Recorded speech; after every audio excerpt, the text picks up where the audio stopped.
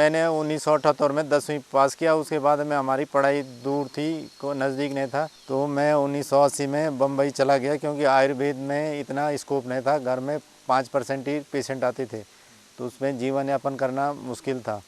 तो 8-10 साल मैंने उधर विभिन्न कंपनियों में काम किया, और तमिलनाडु से लेके और जामनगर तक पूरा मैं उस दौरान मैंने घूमा, और वहाँ भी मैं छोटे मोटे इलाज करता ही रहता था। वो मैंने छोड़ा नहीं। फिर 1985 के करीब मैंने अखबारों में बम्बई में पढ़ा कि अमेरिका में 80% जो पेशेंट हैं वो आयुर्वेदिक की दवाइयाँ खाते हैं। तो उसके बाद मैं 95 में गांव आ गया वहाँ से, और लार्ज स्केल पे अपना आयुर्वेद का काम शुरू कर दिया। 10 साल की उम्र से मैं दादाजी जब भी जिंदा थे तभी मैं उनके साथ दवाई बोलते थे मेरे को कि दवाई निकाल बक्से से, किताब का पन्ना पलट, यहाँ पर ये जब भी पेशेंट आते थे पन्ना पलट, यहाँ पर पढ़ क्या लिखा हुआ है, और बक्से में ये दवाई है उसको निकाल और इतना चम्मच दे। बीच में एक बार मैं 1970 में कुई गांव में गया, और लेडीज़ के यूट्रस में रसौली थी 5 किलो की थी, एम्स में गई थी वो। तो तभी लोग क्या इससे ऑपरेशन करने से डरते थे, और लोगों के पास इतना पैसा भी नहीं था। तो दादाजी ने मेरे को भेजा यहाँ से, वो 12 किलोमीटर पैदल है, रोड थी नहीं तभी, यहाँ से मूसा गली से होके जाना पड़ता है कुई के लिए। और दादाजी ने बोला कि उनसे पैसा लेके मत आना, और वो घी लेना लेके आ जाना दवाई के बदले में। तो मैं हर महीने जाता था और दवाई दे के आता था, और दादाजी के लिए उस दवाई के बदले में घी लेके आता था। तो मैं बचपन से ही फिर 1971 में दादाजी के देहांत के बाद पिताजी के साथ सब सीखता गया, और सन 2000 से मैं प्रदर्शनियों में पूरा देहरादून इंडिया जहाँ भी बुलाते हैं जाता हूँ। हम लोग वायु के 80 प्रकार की बीमारी होते हैं उसका इलाज करते हैं। थायराइड हो गया, लाइपोमा हो गया, प्रोस्टेट ग्लैंड हो गया, निसंतान दंपति वाला हो गया, लिकोरिया, लेडीज़ों की बात प्रसूत हो गई, रक्त प्रदर हो गया, ओवरी सिस्ट हो गई, यूट्रस सिस्ट हो गई, पिंपल्स हो गया, और मर्दों में शीघ्र पतन हो गया, नपुंसकता हो गई, शुक्राणु की कमी हो गई, धातु रोग हो गया, स्पॉन्डिलाइटिस, कमर दर्द, घुटना दर्द, आँख कान का, सर दर्द का, बच्चों में जो कीड़े हो जाते हैं, बच्चे 20-20 साल के हो जाते हैं, पेशाब गीला कर बिस्तर गीला करते थे पेशाब से, उसका इलाज करते हैं। और 35 प्रकार की जड़ी बूटियों की मैं खेती कर रहा हूँ। खेती हम लोग सन 2000 से कर रहे हैं। कुछ दादाजी ने लगाया था, फिर पिताजी ने लगाया, अभी लार्ज स्केल पे हम लोग सन 2000 से पूरे 10 हेक्टेयर में खेती कर रहे हैं। और राज्य सरकार की प्रत्येक प्रदर्शनी में, चाहे जिला लेवल पे, ब्लॉक लेवल पे, डिस्ट्रिक्ट लेवल पे और राज्य लेवल पे होते हैं, उसमें मैं प्रतिभाग करता हूँ, और दिल्ली प्रगति मैदान भी जाता रहता हूँ। गढ़वाली में इसको किनगोड़ा बोलते हैं, हिंदी में दारू हल्दी बोलते हैं। इसका जड़ और तना उपयोग में लिया जाता है। इसके वात बनाकर और इसका रसौत बनाया जाता है। रसौत 3 प्रकार का होता है, एक पानी वाला, एक गाय के दूध वाला, और तीसरा बकरी के दूध वाला। बकरी के दूध वाला जो रसौत बनाया जाता है वो आई फ्लू 2 ही दिन में ठीक हो जाता है। कान, गला और आँखों का उसमें गाय और बकरी के दूध का रसौत उपयोग किया जाता है। दूसरा, इसमें सोराइसिस में मैंने नया प्रयोग किया। इसकी जड़ का क्वाथ बना के सोराइसिस के ऊपर उसका लिक्विड अप्लाई किया जाता है, तो 2 महीने में 100% सोराइसिस ठीक हो जा रहा है।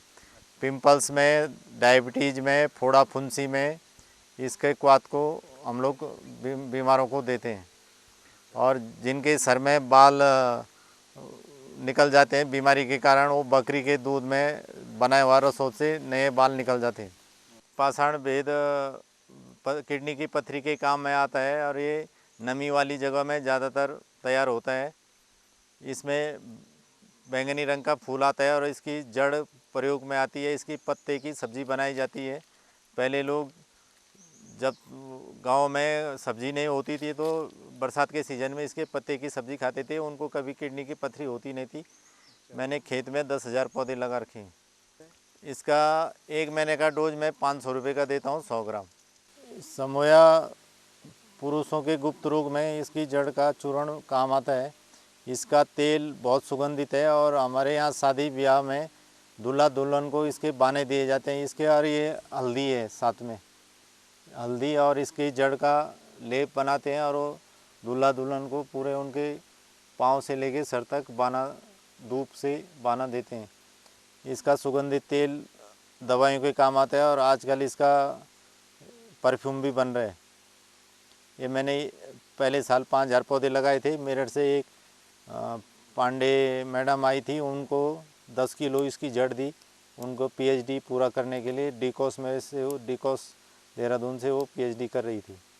और अभी साल मैंने देखा कि इसका मार्केट ज़्यादा हो रहा है पीएचडी करने वालों के लिए, तो 10,000 पौधे ये साल मैंने लगाए। ये भी नमी वाली जगह में, छाँव वाली जगह में उगता है। धूप इसको 20% चाहिए केवल। ये अष्टवर्ग का 8 घटकों में से एक घटक रिस्वक है। ये बड़ी मुश्किल से खेती में उगाया जा रहा है, क्योंकि ये एल्टीट्यूड वाला पौधा है। पर यहाँ पर गर्मियों में केवल 2-3 घंटे धूप आती है और ठंडियों में धूप आती नहीं, इसलिए मैंने यहाँ पर इसका पैदावार कर रहा हूँ। अच्छा, ये क्या काम आता है, ये बड़ा इम्पोर्टेंट बता। ये उत्तराखंड में विलुप्त प्रजाति का पौधा है। इस पे जंगलों में से खोदने में प्रतिबंध है। और ये आज की तारीख में अगर इस अष्टवर्ग के 8 घटक जो हैं उनकी खेती कर जाए तो भारतवर्ष में कोई भी बीमारी ऐसी नहीं जो ठीक ना हो पाए। अच्छा, और क्या विशेषता है इसकी? इसका जड़ काम आती है। इसकी जड़ लहसुन के जैसे होती है, लहसुन की फली के जैसे इसकी जड़ होती है। अच्छा, वो काम। इसमें बीच में से फूल आता है और उसमें बैंगनी रंग का छोटा सा फूल लगता है। तो किस बीमारी के बताया आपने? ये 20 प्रकार की बीमारियों में काम आता है। लवंग आदि युक्त अष्टवर्ग बनाते हैं हम उसमें, उसमें इसकी जड़ का उपयोग होता है। ये ममेरी का पौधा है। ये पीलिया में इसकी जड़ उपयोग में लाई जाती है। इसमें हम लोग नागरस भी देते हैं, जो दादाजी बनाया हुआ है शीशा भस्म करके। वो तो 3 मात्रा में पीलिया ठीक हो जाता है, पर जो उसके लिए गाय की दूध की मक्खन चाहिए। और आज की तारीख में गाँव में तो फिर भी मक्खन मिल जाती है, पर शहरों में तो मिलती नहीं, इसलिए हम लोग शहर वालों को वो नागरस देते नहीं, केवल इसकी जड़ का चूर्ण देते हैं। ये काफल है, इसका छिलका बहुत उपयोगी है आयुर्वेद में। इसका छिलके का चूर्ण शारीरिक कमजोरी जो पुरुषों की है, नपुंसकता, उसमें काम आती है। दांत, दाढ़ियों और मसूड़ों से जो खून आता है, पारिया लग जाता है, उसमें इसका उपयोग है। इसका छिलके का उपयोग जो इनहेलर है, नाक बंद हो जाए तो आजकल लोग इनहेलर का प्रयोग करते हैं, उसे जो इसका चूर्ण डालें नाक में तो छींकें, जो नाक बंद रहता है वो छींक आने से ठीक हो जाता है। इसका फल बहुत उपयोगी है, वो त्रिदोषनाशक है इसका फल, काफल का। और जिनके पेट में कब्ज है या वायु की शिकायत है, उनका अगर सीजन में काफल का चूर्ण खाएं या उसका गुठली खाएं पके हुई, या इसका रस बना के प्रयोग करें तो वातकारी बीमारियां दूर हो जाती हैं।